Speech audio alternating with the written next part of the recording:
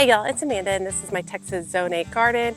And today we're going to be doing a few different things. We're going to start off in the front and side gardens, adding a ton of PROFUSION Zinnias to the space for some beautiful summer color. And then we're going to shift over to starting some cantaloupe and pumpkin seeds.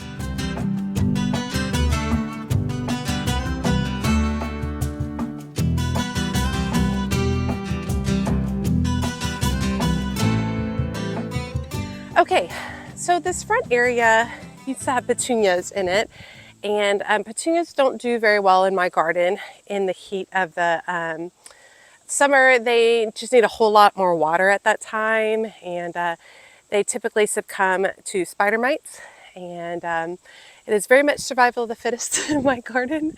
And so this is the time of the year where I typically will switch over to zinnias, and I found some gorgeous zinnias at home grown the other day that I think will look great. Just take a minute to appreciate this summerific hibiscus. It's called Choco Cherry Latte. Absolutely stunning, looking really good. Let me grab the camera, I'll show you a lot of what's going on in this particular area. Okay, so my crepe myrtle is blooming.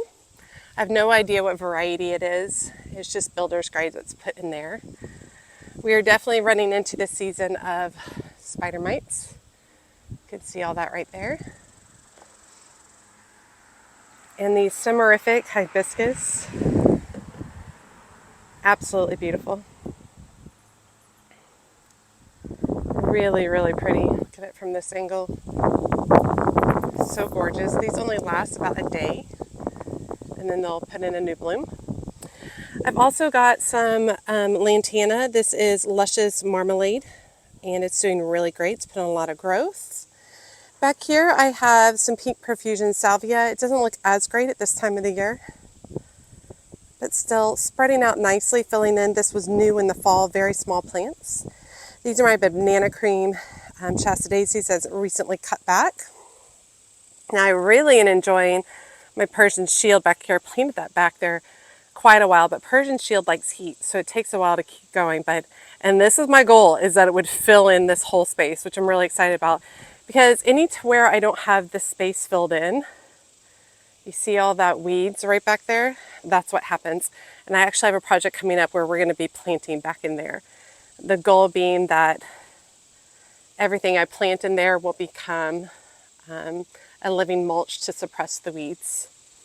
So I've got the Luscious Marmalade, Luscious Marmalade, Luscious Marmalade. Now I also have some asters over here. These are Grape Queen asters that need to be cut back so that they can get ready for the fall. I also have some foxglove that have either gone dormant or died at this point. I can never really tell. I start mine from seed in the fall, in the summer, and then plant them out in the fall and overwinter them. And some of them are considered biennials, some of them act as perennials.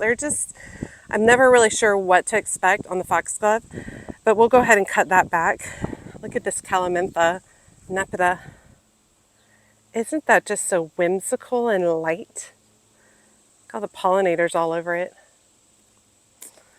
And we've got the Texas rock rose coming up. Really pretty bright color.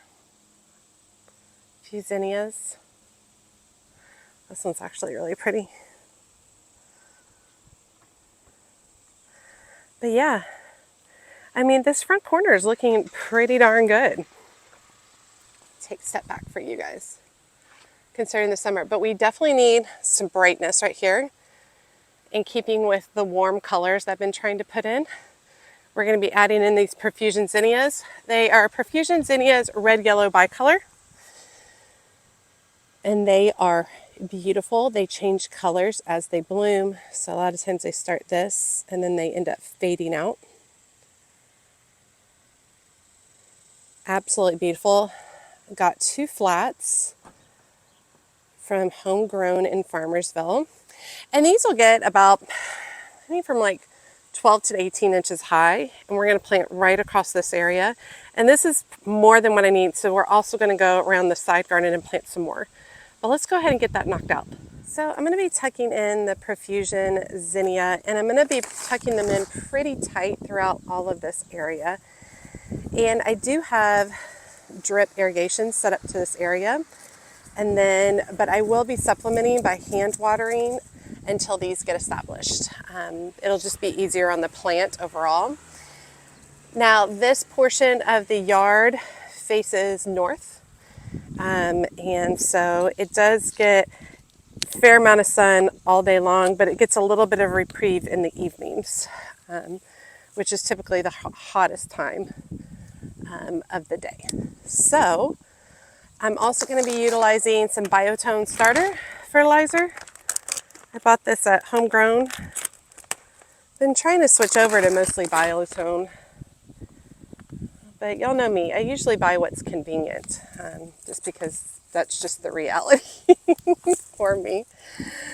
So I'm going to just go ahead and start laying these in. I think it'll look really pretty. And I think it'll look pretty to start off with, but then I think it's also going to look really pretty as it continues to fill in. I think these colors will translate really well for fall blooms as well. Now, I did want to say zinnias don't love to have their roots messed around with too much, so you're not going to see me breaking up the zinnias, like the root balls of them. My goal is just to very carefully go ahead and kind of place them in the hole, and hope that they'll do better that way, rather than trying to scrunch this up and mess with it.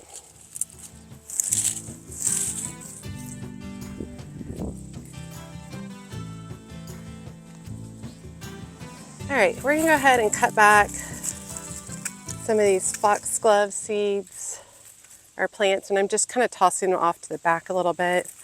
Now remember, foxglove are very poisonous. All parts are poisonous, even inhaling, like leaning over to smell the flower, is poisonous.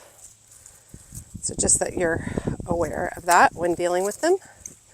And then we've got this grape queen aster, which I'm just basically cutting above sets of leaves, leaving about a good 6 inches of these above the ground, and so that it will begin to promote new bloom stalks for the fall. And I'm just tossing stuff right over here to be a mulch. And this is a grape queen over here. And I really love this purple color in the fall. It's super simple like that. Just cleaning that space up. This marmalade's looking really good. Hope it continues branching out quite a bit, if possible. This earth up here is definitely very, very dry. I think I might have to add in some supplemental water lines to the drip lines.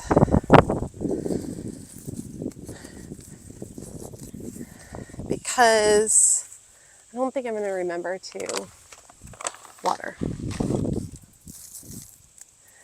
I know a lot of people find watering the plants very therapeutic. I don't. I get restless with them. So that's why I like my drip systems. This earth is so dry up here. And I probably should have laid the drip lines first. But here we are. All right, let me show you how we're going to add on to drip lines real quick. Okay, so it's going to be actually a pretty simple process in that I'm going to locate an existing line. I think there's one right around here. Yeah. I have to bring y'all in closer. Okay, there's an existing pipe right here, and we're just going to punch into that pipe. Make a hole. And then I'm going to use some of my 1/4-inch tubing that has emitters. The emitters are about every foot. And I'm going to use a straight line barb. Going to go into the end of the tubing, just like that. And then I'm going to poke into that existing hole that I just created. All right, just like that. So now I've plugged into my supply. So let me step back and show you what the final part is. Okay, so I'm basically just going to come and weave my drip lines through that, and I want to try to locate an additional drip line around here, which I believe it's right around here in the front. Yeah, there it is. And then I'm just going to go through the same process of, I'm going to poke a hole in this. This is 1/2-inch tubing that runs all the way through. And then I'm going to take the other end. So this is still attached to that original piece that we put in. The other end of the emitters tubing, I'm going to add another straight line coupler. And then we're going to come right back into the tubing. So we're keeping the pressure consistent by making sure that it plugs back into the original tubing. And then I'll just use some stakes to pin this down in place.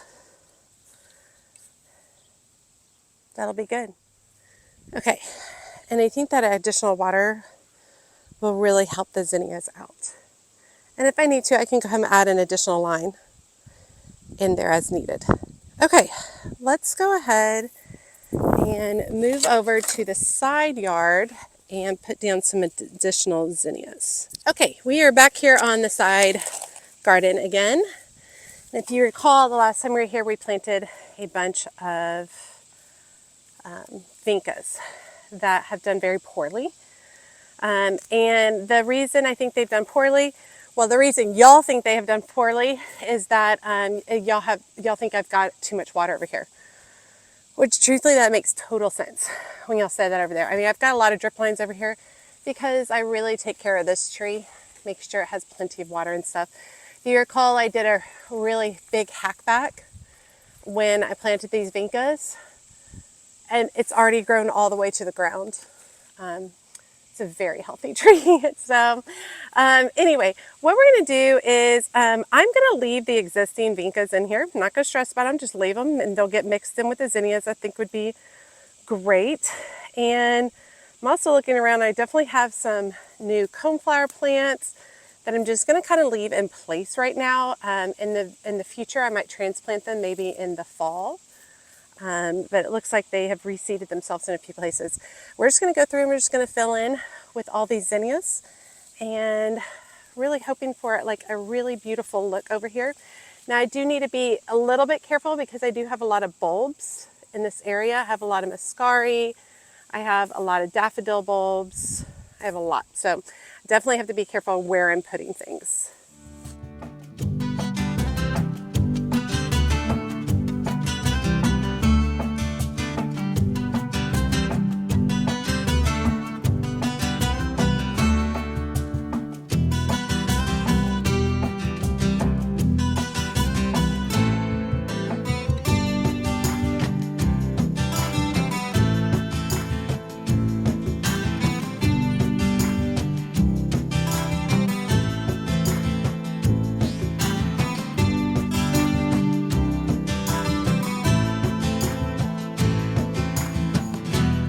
Okay, I went ahead and tucked the few remaining ones I had over here. If you recall, I transplanted a bunch of roses, and they're all doing really well. Just tucked a bunch of zinnias in over this way. We'll glance at those roses on the way out. Here's another one. They all are very happy, much happier in the ground. It's really excited to see how they do next season. Some of y'all thought that I might get some blooms this fall. And I think some of y'all are right. Because they've just been really happy, this one in this container.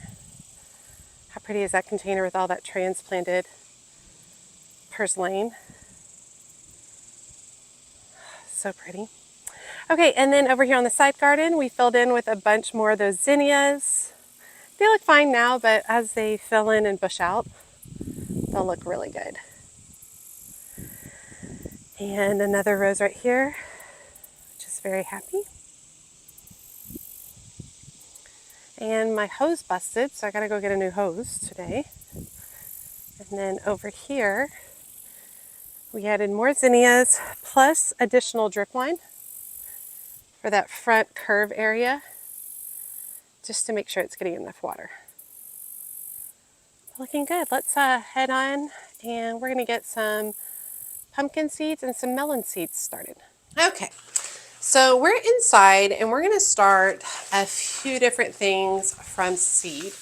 And this is different than my other seed starting videos I've been doing. And a lot of the other seed starting videos I've been doing have been fall annuals that I'm working on for containers and fall borders in my garden. And then I've been working on some cool flowers, some things like that. And I still have more of those. But today we're actually going to start some cantaloupe and some winter squash. Now, cantaloupe can be started in North Texas from May 1st through the end of July, and it loves the heat.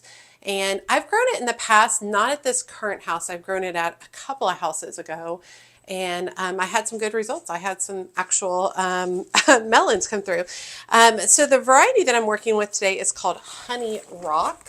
Okay, and it is a high yielding variety. It has sweet 3 to 4 pound fruits on it, and they all have like a deep salmon flesh. And how I decide when to start things from seed and plant different things, I basically follow the Dallas Garden School, and it's fabulous. Like, they give the best information on Instagram. So if you haven't checked them out, check them out, especially if you're looking to work on things like vegetables, fruit, things along those lines. She talks a lot about perennials, and she talks a lot about some annual flowers as well, but it's great to watch. So anyway, we're going to start these Honey Rock. They are planted about 1/2 inch deep, and they take about 74 to 88 days to harvest. And I am going to be planting mine. I'm going to start them all inside and get them good, healthy plants going. And then I'm going to take them outside, plant them out there, and I'm planting them on the trellis along the back of the backyard. I think I have room for 2 or 3 plants. We're going to start more than that because the extra ones I'll give away to neighbors or to Kristen. But let's get started on that first. And I'm basically going to be starting with my favorite potting soil mix, which is called Burger BM7, and I purchased that from Homegrown in Farmersville.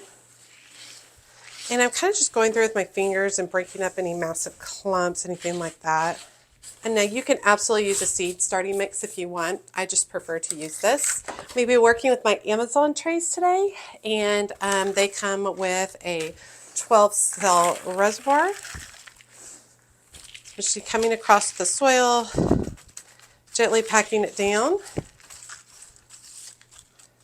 Okay, and from there the process is really simple. These are planted about 1/2 inch deep. So I'm going to go ahead and open up the package. I bought these from one of the big box stores. And I am going to be doing 3 to 4 seeds in each one, and then I will basically weed them out. So I'll prune out if there's more than one that come to fruition. All right, just like that. And then I'll just come across with a little bit more soil. Gently press those in. Super simple. And I'll use probably 3 to 4 of these for myself, and I'll give away all the rest. And then I use a dry soil start process.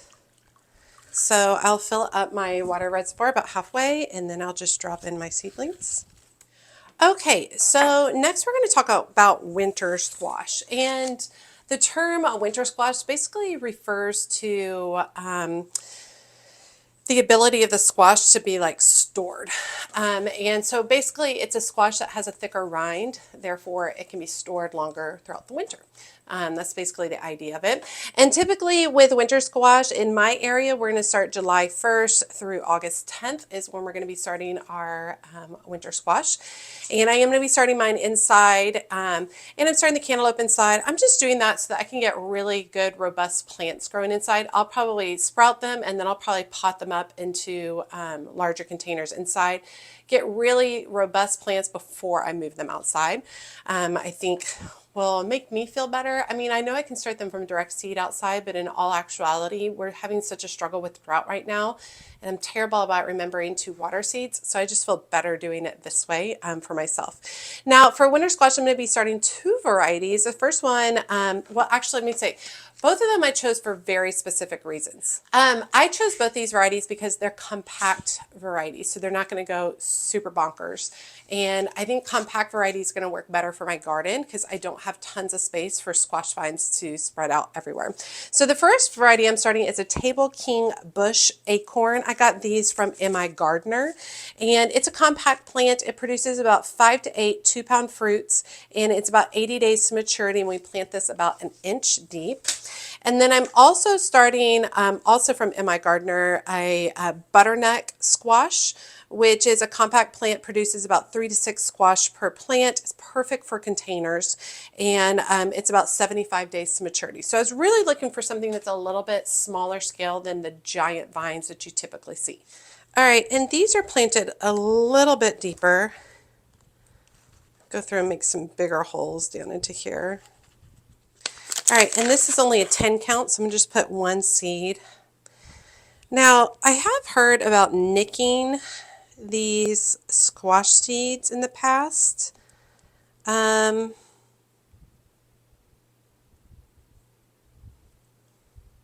think we'll be okay. Let's just go for it. We're not going to nick them this time.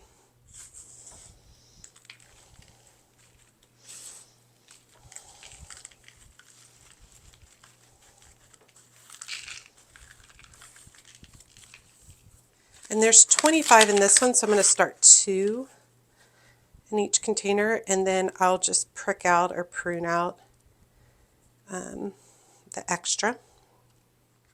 And these are planted about an inch deep. Do that. Come across more. Press firmly. Okay, and then with each of these varieties, I'm going to go ahead and put humidity domes on the top, making sure that the vents are closed. So I think I'm going to end up putting all 3 of them on the heat mat just to get them going a little bit.